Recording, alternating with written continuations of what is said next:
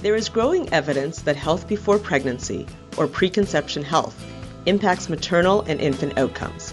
However, many reproductive-age women and men are not in ideal health. Many risk factors for poor perinatal outcomes, like smoking, diet, and chronic disease management, are modifiable. Since 50% of pregnancies are unplanned, public health plays a big role in preconception health promotion. In fact, preconception health is now a key component of the Ontario Public Health Standards. One challenge in preconception health programming is engaging reproductive age individuals in health promotion activities.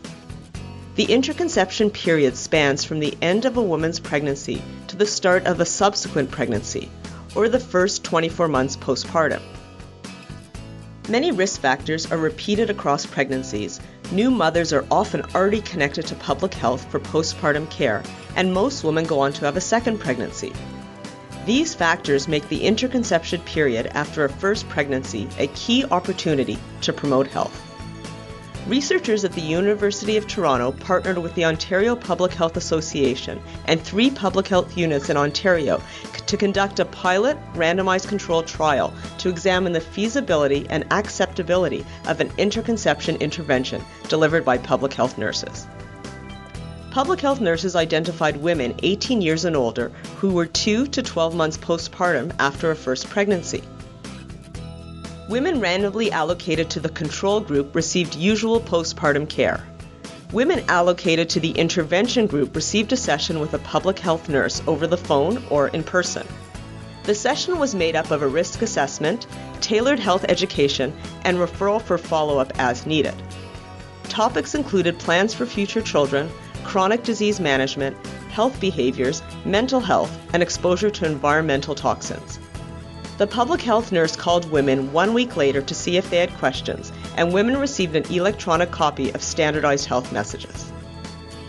2/3 of women who were approached about the study agreed to participate for a sample of 40 participants. Over 70% of those participants stayed in the study for this duration. 24 women were allocated to the control group and 14 were allocated to the intervention.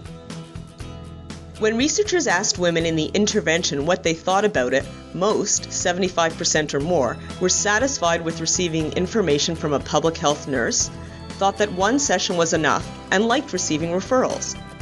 Most thought the risk assessment questions and health recommendations were easy to understand, were the right length, and made them think about getting help to be healthier. A smaller proportion of women said that they felt more knowledgeable about health factors that affect fertility and pregnancy. Most women reported that they were satisfied with the intervention overall. The public health nurses reported that the interventions took about 35 minutes. They felt that the intervention was helpful and that it provided new information to some women and validated women who were already well informed. These pilot data suggests that it is possible to engage women in an interconception intervention and that women and public health nurses are generally satisfied with this type of intervention. The data also suggest improvements that should be made in future interconception interventions, including identifying the topics most relevant to women in the interconception period. Our next steps are to further develop the intervention and conduct a larger study with the ultimate goal of improving the preconception and interconception health of people in Ontario.